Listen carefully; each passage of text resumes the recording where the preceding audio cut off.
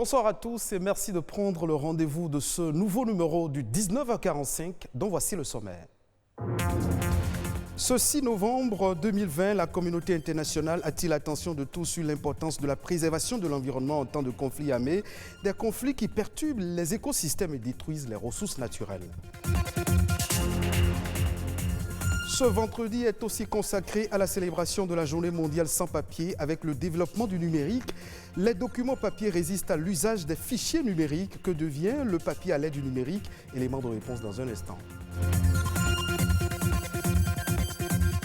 Les oiseaux migrateurs sont de plus en plus menacés par les activités humaines et le changement climatique. Pour sauvegarder ces espèces fragiles, les acteurs de la protection de l'environnement appellent à protéger les zones côtières et leurs habitats dans les zones humides.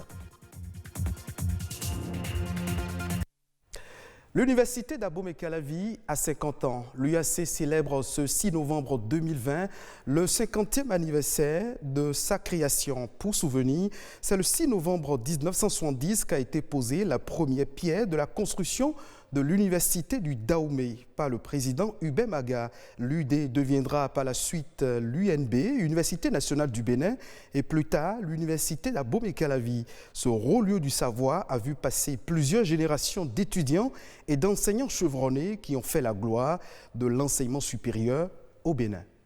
Ce 6 novembre 2020, les pays membres de l'Organisation des Nations Unies célèbrent la Journée internationale pour la préservation de l'environnement en temps de conflit.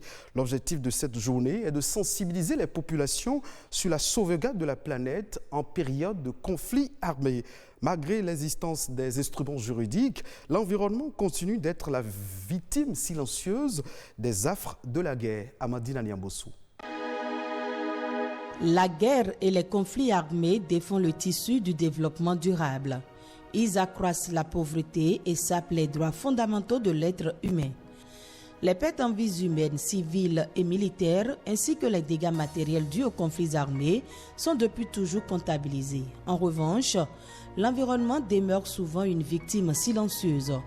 Dans le seul but de prendre un avantage militaire, par exemple, il arrive que l'eau des puits soit polluée, que des récoltes soient brûlées, que des arbres soient abattus ou que des animaux soient tués. Les dégâts causés à l'environnement en temps de conflit armé perturbent donc les écosystèmes et compromettent les ressources naturelles, même longtemps après la fin des hostilités. Ils ont aussi des effets qui s'étendent et se prolongent bien au-delà des limites des territoires nationaux, créant de fait des conséquences pour les générations futures. Le programme des Nations Unies pour l'environnement a relevé que lors des 60 dernières années, moins de 40% de tous les conflits internes étaient liés à l'exploitation des ressources naturelles. Il s'agissait soit de ressources de grande valeur comme les diamants, l'or et le pétrole, soit des ressources rares telles que les terres fertiles et l'eau. Il a également été observé que les conflits impliquant des ressources naturelles avaient 2 fois plus de chances de se reproduire. Pour l'Organisation des Nations Unies, il est particulièrement important que la protection de l'environnement fasse partie des stratégies de prévention des conflits, de maintien et de consolidation de la paix. Le 6 novembre a donc été retenu comme Journée internationale pour la prévention de l'exploitation de l'environnement en temps de guerre et de conflits armés. Son objectif est de renforcer l'ambition de protéger la planète, même dans les scénarios les plus complexes et les plus difficiles. Il ne saurait y avoir de paix si la base de ressources dont les individus dépendent pour leur subsistance et dont ils tirent leurs revenus est mise à mal ou détruite, ou si elle est illégalement exploitée pour financer ou provoquer un conflit. Restons encore dans le domaine de l'environnement pour parler de la vie des oiseaux migrateurs avec un spécialiste des zones humides.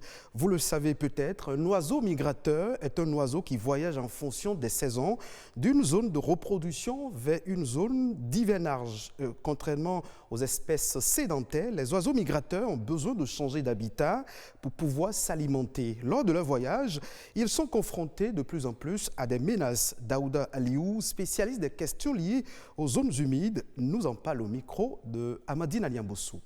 Nous avons la guifette noire, le mélan noir, et les hérons, poupées, cendrées. Il y a plusieurs sortes d'oiseaux qui migrent. Maintenant, il faut voir en fonction des écosystèmes. Est-ce que ce sont des oiseaux d'eau?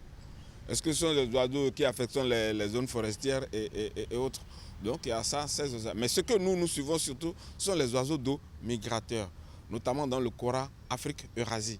Les menaces sont assez nombreuses. Il y a les actions dues à l'homme, qui est sur les zones où les oiseaux ont l'habitude de venir chercher à manger. Si vous prenez par exemple le cas du sud du lac Nokwe aujourd'hui, c'est une zone qui en temps n'était pas occupée par les hommes. Mais aujourd'hui, on a un développement démographique important qui fait que là, l'espace que les oiseaux affectionnent pour trouver à manger, cet espace-là est occupé par les hommes. Maintenant, si vous prenez le cas de la lagune côtière, aujourd'hui on est en train de couper la mangrove. Ça veut dire qu'on est en train de détruire les espaces où les oiseaux, quand ils finissent de manger dans les eaux, vont se reposer ou bien vont faire leur nid et autres. Et il y a donc cette pression démographique qui influence ces écosystèmes-là qui ne sont pas favorables aux oiseaux. D'où la nécessité de trouver des approches de solutions pour que ces écosystèmes-là soient maintenus pour faciliter la conservation de ces oiseaux d'eau-là et leur permettre d'accomplir leur cycle de manière optimale. Nous avons une diminution de près de 50%. Je peux vous donner par exemple le camp de lac Nokwe seul, où on avait fait le dénombrement il y a 20 ans en arrière, on tournait autour de 20 000 individus.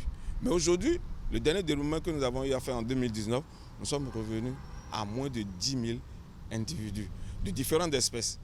Maintenant, ce que nous devons faire, c'est de voir quels sont les types d'espèces qui ont baissé en effectif et pourquoi. Donc il y a toutes ces questions-là qui font qu'aujourd'hui les spécialistes des oiseaux sont en train de suivre ces différents phénomènes-là pour voir à quoi est dû. Est-ce que c'est seulement la pression de l'homme sur l'écosystème ou bien est-ce qu'il y a d'autres paramètres qui influencent l'effectif des populations? Ce 6 novembre 2020, la communauté internationale célèbre la journée mondiale sans papier. Vous le constatez peut-être tous les jours. Au fur et à mesure que le monde se numérise, le papier résiste toujours au digital et continue d'être utilisé dans de nombreuses administrations. Les précisions dans ce reportage. 398 millions de tonnes de papier sont consommées dans le monde chaque année. Et ce n'est pas tout. Selon le magazine The Economist, ce sont près de 15 000 milliards de feuilles qui sont imprimées via les imprimantes chaque année. Au Bénin, un employé imprime en moyenne 28 pages par jour. Ces statistiques impressionnantes correspondent bien entendu à une moyenne. Le papier a été utilisé pendant plusieurs années comme un support indispensable pour la diffusion et la transcription des données. Certaines sociétés continuent d'imprimer de gros rapports afin de les consulter sur un support physique plutôt que sur ordinateur. Les vieilles habitudes ont la peau dure. C'est un peu difficile aujourd'hui pour nous de travailler sans papier. Une société qui n'utilise pas de papier, c'est un peu comme une société qui n'a pas de mémoire, qui n'a pas d'archives. Donc aujourd'hui, le papier est très indispensable pour nous. Nous sommes dans une activité où nous faisons les appels d'offres. Et pour les appels d'offres, il faut obligatoirement déposer les dossiers sur support papier. Donc nous tournons autour de 70 à 75 rames par mois. Néanmoins, il existe quelques astuces pour réduire la consommation de papier au sein d'une entreprise. Au niveau de la poste, les marchandises qu'il y a, d'abord, il faut du papier. Les clients doivent envoyer la lettre au fournisseur qui va envoyer maintenant un certain nombre de catalogues, de grands catalogues, dont les catalogues les redoutes, qu'on ne reçoit plus. Donc aujourd'hui, le client va directement, il se connecte, il fait sa commande et il fait le mandat électronique et après ce n'est que le colis qu'on reçoit ici. Donc déjà, ça fait déjà un effort pour diminuer le papier. Aujourd'hui, nous sommes à l'ère du numérique. Et avec l'Internet, vous pouvez envoyer, recevoir des fichiers numériques dont l'utilisation est très facile, même plus facile que le papier. Donc nous sommes en train de mettre en place certaines dispositions pour pouvoir venir là. Bien vrai que ça coûte un peu pour la société, mais nous n'avons pas le choix aujourd'hui. Réduire sa consommation signifie moins de papier, moins d'imprimantes à maintenir en fonctionnement et moins de cartouches d'encre à jeter. À l'heure du réchauffement climatique, la dématérialisation de documents est la solution pour pallier cette problématique. Amandine Aniabosso nous propose à présent un condensé de quelques faits marquants de l'actualité nationale. C'est à travers La Nation en bref et en images.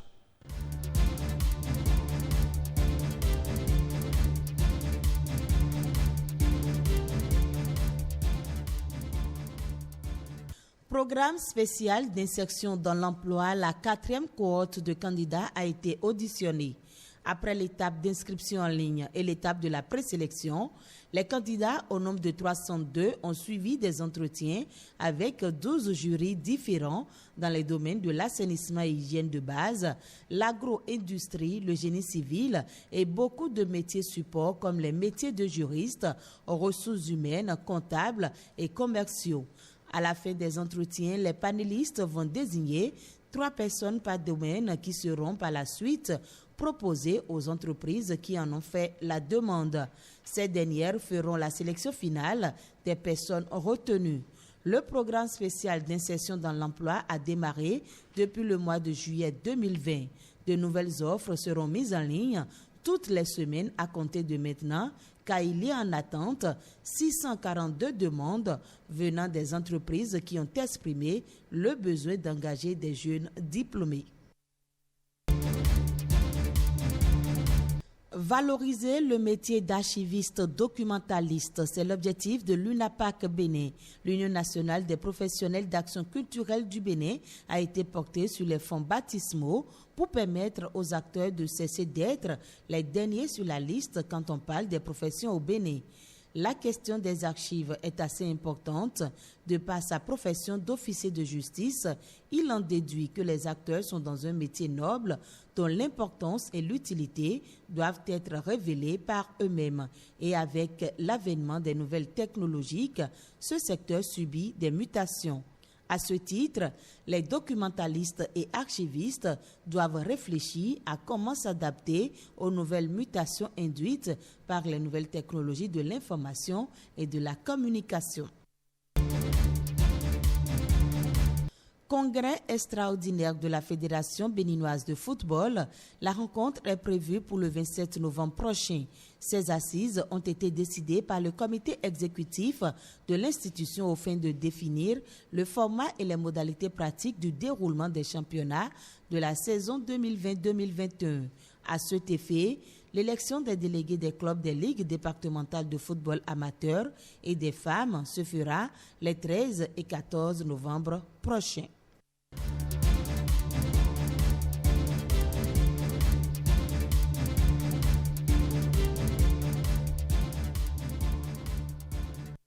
C'est la fin de cette session d'information. Merci de votre fidélité. Retrouvez cette édition sur le site de l'ORTB, www.ortb.bj.